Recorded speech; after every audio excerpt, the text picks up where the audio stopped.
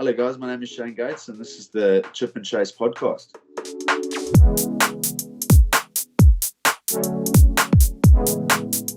How was it this morning with the wedding setting up and all that? Oh yeah. So no, lovely. My fiance and I got engaged in and around 2 months ago. So that was done in Paris after our test series that we had there. We had about 2 weeks break. We spent 1 week in the UK and then we kicked on and went to Paris. Got engaged there, and ever since then, we booked a wedding venue maybe about a week and a half ago, and now we're just trying to suss out caterers, and it's wonderful, it's magical, but at the same time it has its own challenges as well. I bet. Yeah, but it's all part of the journey, learning along the way. It's been lovely. Oh. How's the season gone so far then for you in Japan this year? Our team unfortunately got relegated last year. We were in the top flight, and it was quite a strange season. I mean, the whole world experienced some issues during COVID and things like that, and it took full effect in Japan last year as well. But as for this year, what's also happened is Entity Communications had 2 teams under their company name. One was based in Osaka and ours was based here in Tokyo. And what has happened now is, since the 2 teams have now amalgamated, so now we've become one. All the guys over in Osaka, they've all moved over here. So we've been lucky that we've kept our facility. But the entire coaching staff from the team from Osaka, the Entity Docomo Red Hurricanes, they've come over, they've joined us with about 20 to 25 of their players. So we're sitting with a really large squad at the moment, but it's good. It's great for us, but a lot of new faces. But so far it's been a good year. We're unbeaten so far in the season, which has been great. The guys have been working hard. And so far so good. Things are looking quite good. 100%, top of the table. It's nice to be winning. The guys are working hard, so we're trying. Brilliant. What was your experience like playing for Japan when you first did against Ireland? So, unreal. Hey, I mean, all the cliches will probably come out. Firstly, to be just in the international setup was lovely, so rewarding. Jamie Joseph, Tony Brown. At the time, Scotty Hansen was taking defence. He's since been replaced by John Mitchell. But just wonderful set of coaches that you were learning on a daily basis. But pressure was a little bit more intense. The stakes are higher. But it was a surreal experience, and I think thinking back, it's one of those. Well, I don't know if everyone experienced it, but I think it was just one of those moments in your life where you, like, the game was brilliant, and it was the adrenaline was growing, and I was worried, like, whether I knew my role, was I going to make a mistake? I mean, I guess those are natural emotions, but afterwards, I think I went into a deep sense of reflection, and I was just thinking about everyone that had affected my rugby career right from when I was like 6 years old. You think about that coach, and you think about this person that maybe dropped you off after hours, or your mother and father. So I went into a real deep sense of like reflection, and I started texting. I texted my high school coach, and I started texting a few others, just like saying, "Hey, I know this is completely random, but I just wanted to thank you for the part you played in my journey." And because I mean, I think, as you guys probably know, like when you achieve something in your life, like it's more often than not, like, yes, it is you, but it's also people that have supported you, and people that have grounded you and molded you in ways. And for me, it was, I mean, just really special to have shared that with family and friends. it was such a lovely moment. Yeah, nice. Well, you've been in Japan for a very long time now. Yes. What made you go over to Japan? So what had happened was in 2015, the team that I was at, the Southern Kings, they experienced financial difficulties. The president was a little bit a naughty boy, and he was in and around something to do with tax evasion or fraud, and people didn't know where the money was coming from, and the books were a bit sketchy, and so as a result, our players weren't paid for about 6-7 months, just weren't paid their salaries. So it was a bit of a scary time, really. I was fortunate to have my mother, because it was my hometown essentially, so I had my mother and parents and stuff around, so we would start cooking together, for example, to save a bit of money or something like that. Whereas other guys that had moved from other parts of South Africa or the world or whatever, that was a completely different story for them. But anyway, it was a financial decision. I'm not going to sugarcoat it and say things. So first and foremost, that I think opened my eyes a little bit to be like, okay, well, listen, geez, this is how quickly things can change. But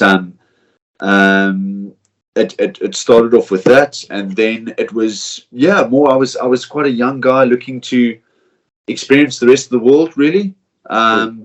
My first initially I was looking to go overseas. The prospect of Scotland came up first.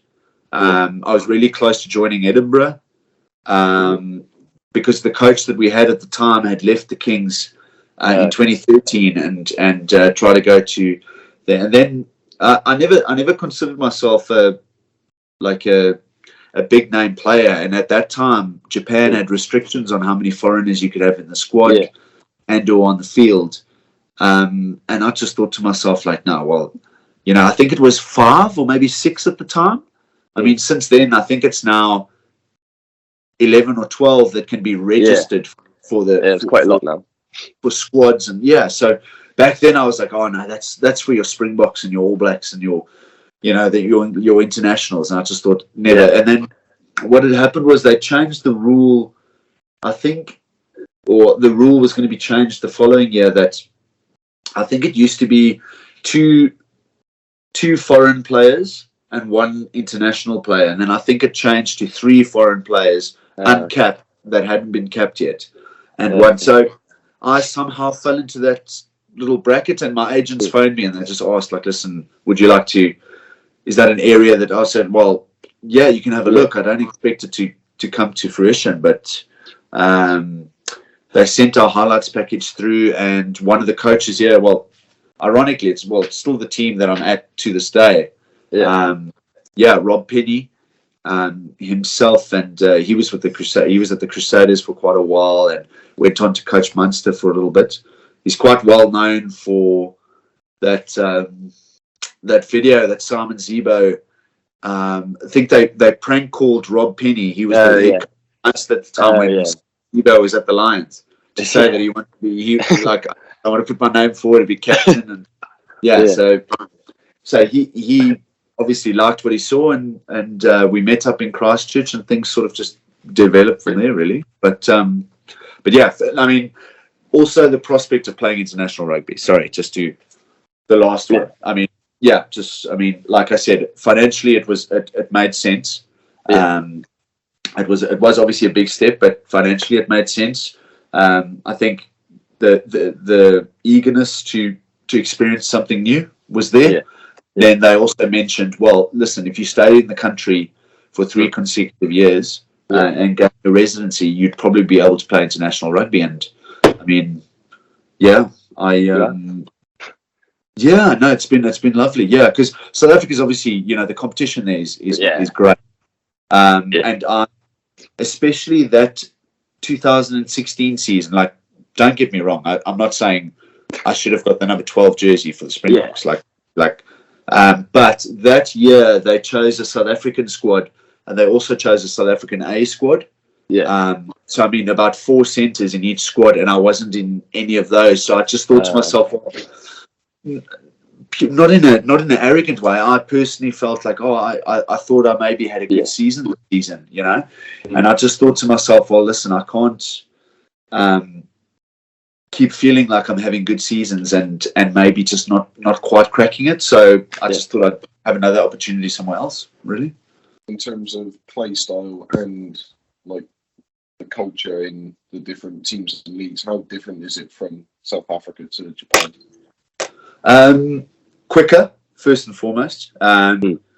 Just by body type, everyone's lighter here. So I think everyone's just managed to adjust.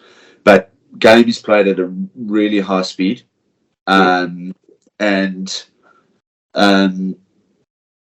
feel like it is. I think they've learned from when I first got here. There was quite a big influence of Australian and New Zealand coaches, mostly also New Zealand coaches, and I think since then, you know, their sort of influence has rubbed off onto the league. So a very skill based, high tempo game. That certainly what I found. I think South Africa is a bit more physical, of course. I mean, there's definitely strengths to that side of rugby, isn't there? I mean, the Springboks have been such a successful team, and when you break down their game plan, I'm pretty sure to all the viewers, you'd think to yourself, like, you know, this is the prettiest to watch. Like, it's you know, they get into opposition half, stick up a box kick off 9 that lands in the 22. You'd think, well, this is not great, but you know, there's time and place for that. But no, definitely, I've grown a lot since having left South Africa. But yeah, I definitely see a high tempo game with skill. I would say define most of what Japan does. Yeah, it definitely worked out for you though over in Japan. 100%. It did. I feel like I think in terms of a centre, I was always about 7 or 8 kilograms lighter than the next guy. So I was never going to truck it up. I was never going to give you acres and acres of momentum or first phase. You know, I'll see if I can try and create or distribute or be that sort of person. I just felt like with Rob Penny and some different coaching and with different ways of expressing my skills and stuff, like I feel like it in a way did suit me. So I was very fortunate that it worked out like that, you know. So well, we've been watching some of the highlights when we can, because it's only televised in Japan, which is really annoying. Yeah, it is annoying, to be fair. We've been watching the game, like cheering on the D-Rocks and all that. But you can tell that it's such a high tempo game, and you can like it's better quality, because you saw in the World Cup in 2019, the Japanese team, they only scored team tries. No one ran the length of the pitch. Yeah. I think most people find that way more exciting. Yes. No, I can attest to that just from being in the Japanese setup and working with Tony Brown, who's you know their attack coach. He also puts quite an emphasis on ball touches. So he loves to, I think, it's trying to remember the exact number. I think an average team between the entire side that have somewhere between 100 and 200 touches between them per game, and he tries to aim between 400 and 500. So, you know, I think, but with as I said earlier, like with the genetic makeup of Japanese rugby, we need to play a bit of a quicker game, and we need to find our point of difference, like what's going to make us better. So yeah, a high tempo skill game, but like you said, everyone involved, everyone getting a touch, which was so pleasing. That World Cup was a special one. Yeah, it was a very good World Cup, actually. Yeah, I've seen some massive names in the league as well, which is it's impressed us, like Dan Carter, Faf Clerc, Karevi, Palau, played for you now as well. Yeah. Oh my goodness. Yeah. Unbelievable. Yeah. It's an attractive league in the sense that, you know, if you're not playing anywhere else, there's a real opportunity for rest and recovery. So our off season is usually about 3 months that you can get off. I mean, I'm averaging on about 3 months. Some teams actually have more. Some players have more, and maybe some will have less, but there's less games per year. It's a slightly longer preseason, but it's not any less strenuous. I mean, more mental than anything. Like, it's just like, this is a bit longer than I'm used to, but other than that, so it's a really attractive league in that sense. But yeah, huge players have come here before, which has been great. It's great for the league. It's just, I mean, obviously still fortunate that they're not showing it overseas or anything like that. I know they tried to dabble a little bit with Stan Sports, and I think one other broadcaster from New Zealand to try and play the games there live. Yeah, because the time differences are only a couple of hours, so it actually worked out. But yeah, hopefully in the near future, we can see more.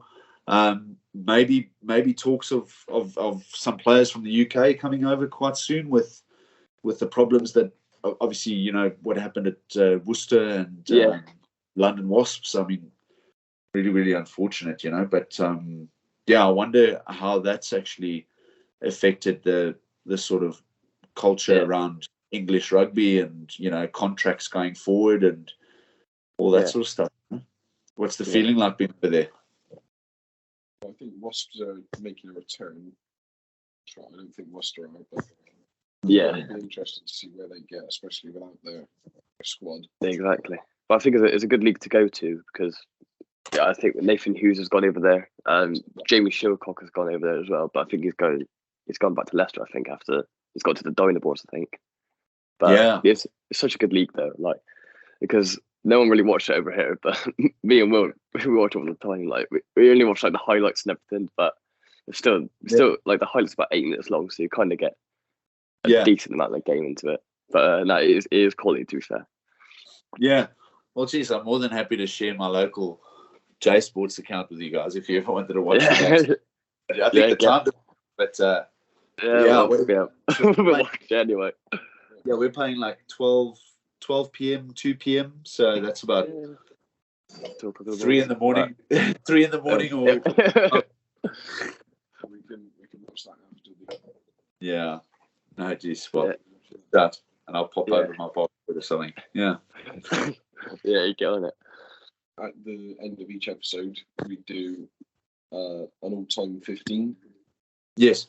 But preferably favourite players over best players, because a lot of them have been in the teams. Okay. So favourite players.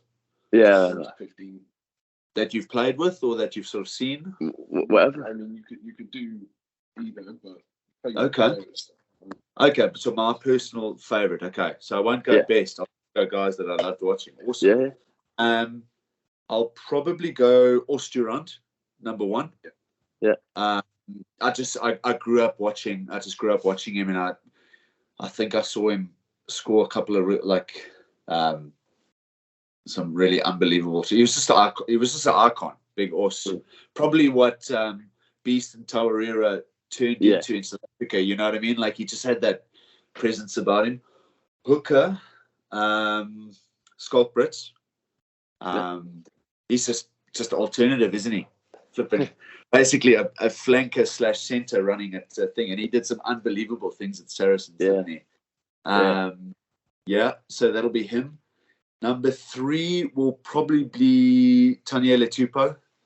Nice. Just ridiculously huge, unbelievably talented. It just seems unfair, doesn't it? It's quite quick as well. Unbelievably, deceptively quick. I mean, 130 kg should not be moving that quickly. Bakkies Botha, number 4. I mean, just absolute animal, isn't he? Nothing special, just a brick wall, a man with eyes for he was incredible. 5 lock. Who will I go? 5 lock. It's a tough one. Just trying to think. Give me a couple of seconds. I enjoyed Sam Whitelock. I enjoyed him. He's just your. I mean, he's not he's not overly physical, but great skill set. Just such a hard worker. You just look at him and you look at him and I don't go like, I can't believe you're that good. Like with his, I don't know, but just seriously impressive. 6 would have to be Heinrich Brüssow. He'd be my, like, we're talking favourite. So, yeah, he was one of my favourite players growing up. Unbelievably strong, this tiny guy that, especially growing up, I think, in South Africa in those days, I mean, we had huge flankers. We had Donny Rousseau, Juan Smith, like, these guys were 193, 195. They could play lock, flank, huge guys. And then this tiny guy came around and actually gave us an element of fetching. It was one of the first times. Yeah, I loved it. He made me sort of love a ruck or something about it. Yeah, this 7 would have to be Richie McCaw, but cliche, but just an unbelievable player, fantastic leader. Number 8. I think number 8, my favourite would have been Pierre Spies in his time, you know, before the issues. Number 9 would be Fourie du Preez. I mean, prime 2007 World Cup Fourie du Preez, like for me was absolute. 10 would be Jonny Wilkinson. I loved him, man. Great looking bloke as well. I mean, he went on and did some wonderful things. 11 would be Bryan Habana. In his prime, he was pretty good. Between him and Joe Rokethoko, I enjoyed both of them. 12 would be, I'm going to go Aaron Mauger. Only because I sort of try to nowhere near, but I try to base some of my play style off him, more of a distributing 12, and it's 13 would be my 13. Brian O'Driscoll. Just loved him. Who was he doesn't really need an explanation, does he? Just Brian O'Driscoll. No. 14. Jeez. It's a tough one. I can't think of a winger. Yeah, there's so many good wingers and fullbacks. There are, yeah. Yeah. Okay, I'm going to hold off on winger, but I'll end off with fullback Jason Robinson. Yeah, nice. Yeah, literally got me off my seat every time he got the ball. Unreal. He was fantastic, yeah. So, yeah. That's a good team. I quite like that, actually. A bit different. A little bit biased with a couple of South Africans, but yeah, nothing wrong with that. Yeah, most of the dudes I watched growing up and trying to play with. Yeah. Oh, sorry, Jonah Lomu. Yeah. He'd play 14 in my team, but his prime. Other than that, or we shift prime Brian over to 14. Anyway. Yeah. No, it'll be him. Generational, isn't it? Yeah. The legend. Yeah. It is a well-rounded team, to be fair, because you've got the ones that like Lomu and Habana. I know, yeah. I can't believe it just brushed over me like that, Yeah. Like that. But the only other thing we do is favourite kit of all time. Favourite kits of all time. That's lovely. Jeez. I'm going to go worst kit. Worst kit was probably the camouflage. It was either the first or the second jersey the Vodacom Bulls wore. Oh, yes. Yeah. Camouflage it's a big deal in South Africa. I mean, it's got its place. Don't get me wrong. I just didn't think it was the greatest of choices. But best kit, I do. To be 100% fair, I love the current Toulon jersey. Okay. Yeah. No, Toulouse. Forgive me. Toulouse. Yeah, the white collar. Yeah. Nike, Airbus. Between them and I've always loved Argentina's kits. Whatever they've brought, I think it must be the Nike thing. Whatever Nike are doing is just wonderful. But I've loved, I've always loved Argentina's kit. It just looks so lovely, plain and simple, but so well done. And then currently Toulouse's kit, I really think it's it's very, very good. Yeah, I like that a lot. Yeah. We found a new favourite. Yeah. I'm surprised you didn't say it, to be fair. Yeah. The D-Rocks. Yeah, which one? The D-Rocks. Yeah. Oh, yeah. That's quite nice. Yeah, it's grown on me actually. When I first saw it, I had my doubts, but it's grown on me a little bit. It's a very nice kit. Very nice kit. To invest in that for a little. We can't find it anywhere. No, well, let me know. Just send me through, and I'll send it over via mail or something like that. No worries. All right. Sound. No, please. Yeah. Send over your address or something, and I'll make sure I try and over to you. Right, yeah. Yeah, I can. Do you guys want some Japanese stuff as well, or? Yeah. Just send anything. I'm sitting with so much. Honestly, like. All right. Yeah. Absolute pleasure. All right. Okay. Sound. Thank you. Well, thanks, Shane, for coming on again. Really appreciate it, guys. Thanks so much. You guys take care. And have a good day. There. See you. Bye, guys. Bye bye.